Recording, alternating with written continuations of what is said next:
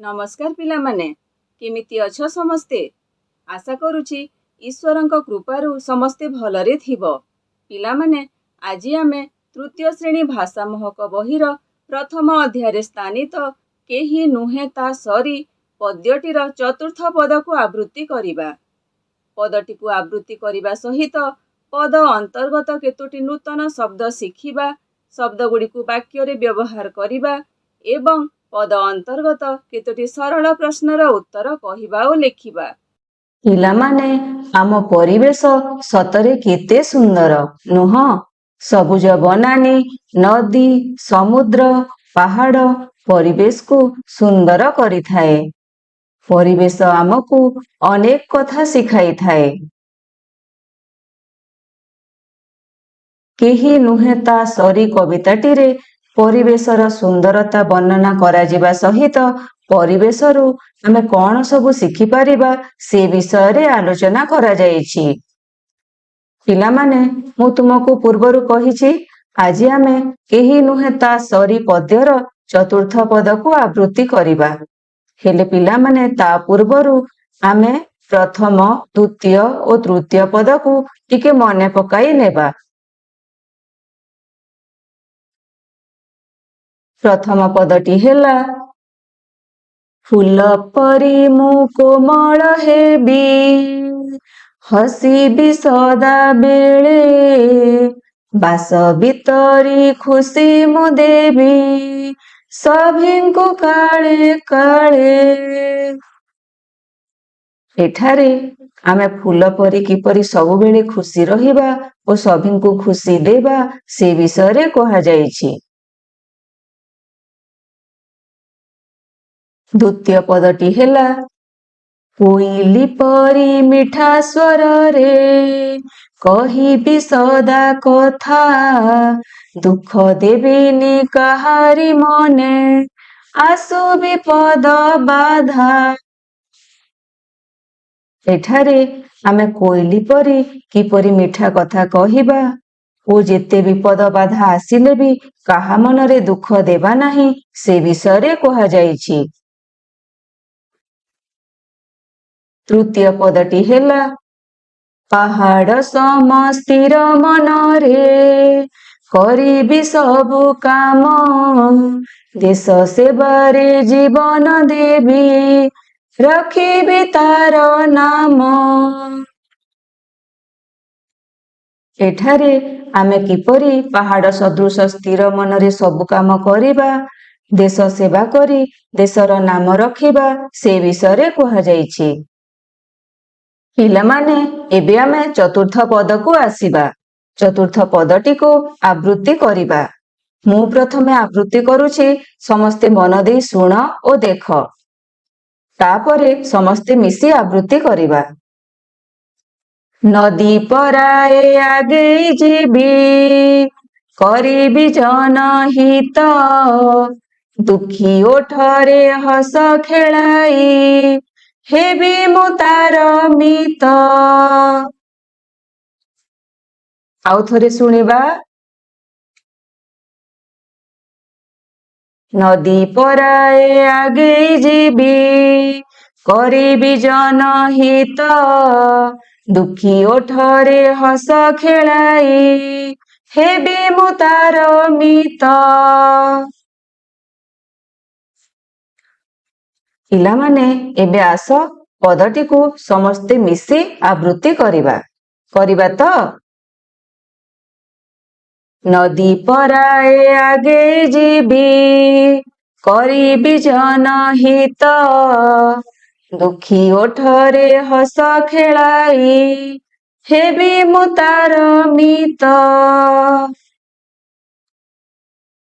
समस्ते आवृत्ति कल तो बहुत बढ़िया। पिलामाने नदी केबे अटके नाही, सबुबेले आगे चली थाए। आमे मध्य जीवन रे आगकू बढ़िबा, अन्य मानकर भल चिंता करिबा, दुखी लोक मानकर मुहरे हस फुटाइबा ओ तांकर मित्र बा साथी हेबा। पिलामाने एबे आमे ପଦ ଅନ୍ତର୍ଗତ କିଛି ନୂତନ ଶବ୍ଦ ଶିଖିବା। ତୁମେମାନେ ଏଠାରେ ଦିଆଯାଇଥିବା ସାରଣୀକୁ ଦେଖ।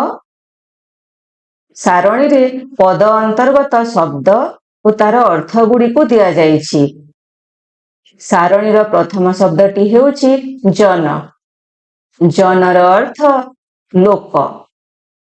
ତାପରେ ଅଛି ହିତ। ହିତ ମାନେ କଲ୍ୟାଣ ବା ଉପକାର ବା ମଙ୍ଗଳ। ତାପରେ ଅଛି ଦୁଃଖୀ। ଦୁଃଖୀ ମାନେ ଯିଏ ଦୁଃଖରେ ଅଛି।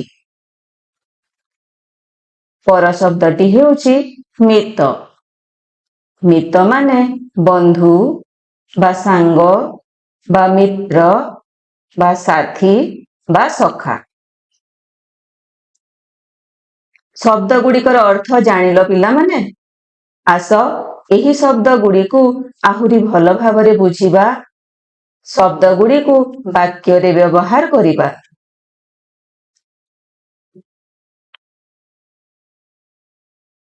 ଜନ। ଜନ ଶବ୍ଦକୁ ବାକ୍ୟରେ ବ୍ୟବହାର କରିବା। ସାଧୁ ଜନଙ୍କୁ ସମ୍ମାନ ଦେବା ଉଚିତ। ଚିତ୍ରରେ ମଧ୍ୟ ଦେଖ ପିଲାମାନେ, ତୁମ ପରି କୁନି ପିଲାଟିଏ କିପରି ନମସ୍କାର ହେଇ ସାଧୁଜନଙ୍କୁ ସମ୍ମାନ ଜଣାଉଛି, ନୁହଁ?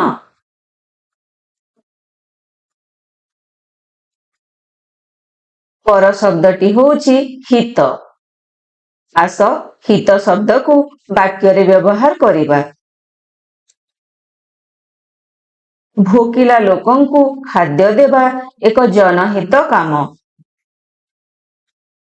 ଦିଆଯାଇଥିବା ଚିତ୍ରକୁ ଦେଖ, ତୁମେମାନେ ଭଲ ଭାବେ ବୁଝିପାରିବ।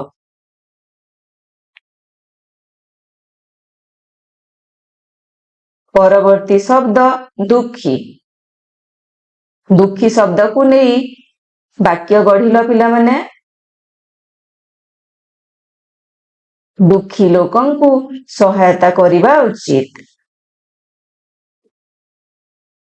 ଦିଆଯାଇଥିବା ଚିତ୍ରରେ ଜଣେ ଦୁଃଖୀ ଲୋକଙ୍କୁ ପିଲାଟି କିପରି ଖାଦ୍ୟ ଦେଇ ସହାୟତା କରୁଛି ଦେଖ।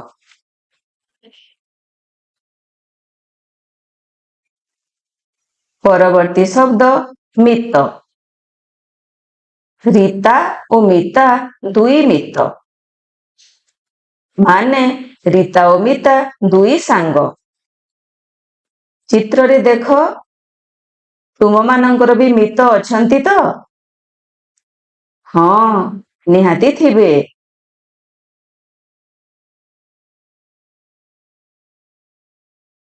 ପିଲାମାନେ ଆସ ଏବେ ଗୀତଟିକୁ ମନେ ପକାଇବା ଓ ସୂଚନା ପିଲାମାନେ ଆସ ଏବେ ଗୀତଟିକୁ ମନେ ପକାଇବା ଓ ଦିଆଯାଇଥିବା ସୂଚନା ଅନୁସାରେ କାର୍ଯ୍ୟ କରିବା।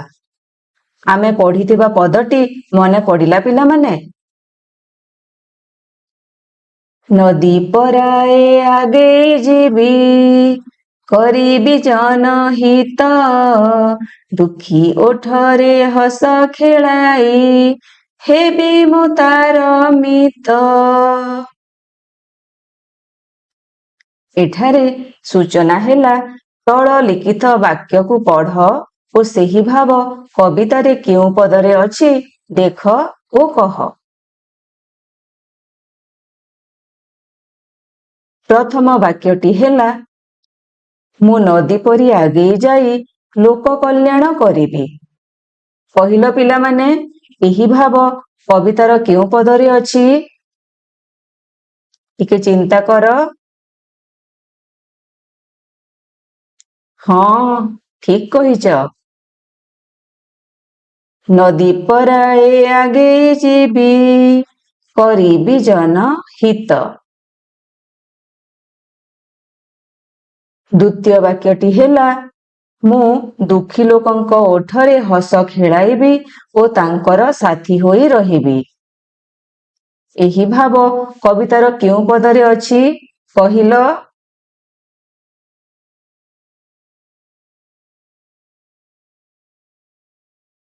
ହଁ, ଠିକ କହିଛ ପିଲାମାନେ।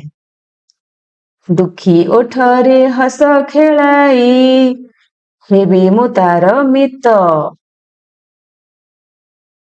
ପିଲାମାନେ ଏବେ ଆସ ଚିତ୍ର ଦେଖି କଥା ହେବା। ଚିତ୍ର ଗୁଡ଼ିକୁ ଭଲ ଭାବେ ଦେଖି କହିଲ ପିଲାମାନେ, ଚିତ୍ରରେ କଣ ସବୁ ଦେଖୁଛ? ଚିତ୍ର ଗୁଡ଼ିକରେ ନଦୀ ଜଳକୁ କେଉଁ କାମ ପାଇଁ ବ୍ୟବହାର କରାଯାଉଛି? ଠିକ୍ କହିଛ ପିଲାମାନେ।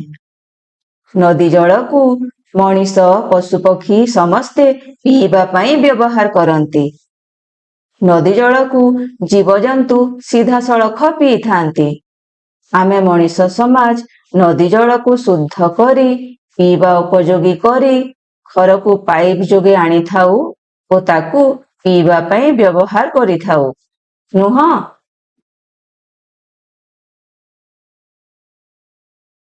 ଆସ ପିଲାମାନେ ଆଉ କିଛି ଚିତ୍ର ଦେଖିବା। ଦେଖିକି କହିଲ, ଏଠାରେ ନଦୀ ଜଳକୁ କେଉଁ କାମ ପାଇଁ ବ୍ୟବହାର କରାଯାଉଛି?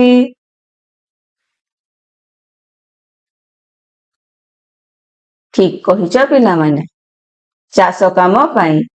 ନଦୀ ଜଳକୁ ଜଳସେଚନ ପାଇଁ ବ୍ୟବହାର କରାଯାଏ।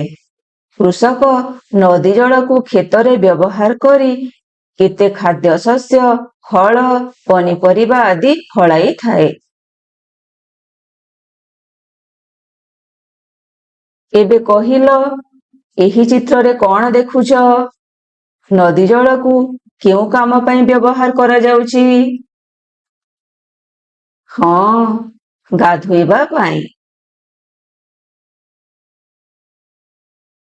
ଆସ ଆଉ କିଛି ଚିତ୍ର ଦେଖିବା। ଏହି ଚିତ୍ର ଗୁଡ଼ିକରେ ଦେଖିଲ, ନଦୀ ଜଳକୁ କେଉଁ କାମ ପାଇଁ ବ୍ୟବହାର କରାଯାଉଛି? ଟିକେ ଚିନ୍ତା କଲ। ହଁ ପିଲାମାନେ, ପାଣିରେ ଯିବା ଆସିବା ପାଇଁ। ଡଙ୍ଗା ଓ ପାଣି ଜାହାଜରେ ଆମେ ନଦୀରେ ଗୋଟିଏ ସ୍ଥାନରୁ ଆଉ ଗୋଟିଏ ସ୍ଥାନକୁ ଯାଇଥାଉ, ନୁହଁ? ପିଲାମାନେ ଏବେ ଆସ ଟିକେ ଚିନ୍ତା କରି କହିବା ଓ ଲେଖିବା। ନଦୀ ଆମର କଣ ଉପକାର କରେ? ଯେକୌଣସି ଦୁଇଟି ବାକ୍ୟରେ ଲେଖ। ଉତ୍ତର କଣ ହେବ କହିଲ ପିଲାମାନେ? ନଦୀର ତ ଗୁଡ଼ାଏ ଉପକାର ଅଛି।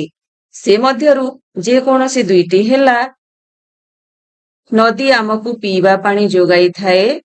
ନଦୀ ଜଳକୁ ଆମେ ଚାଷ କାମରେ ଲଗାଇଥାଉ।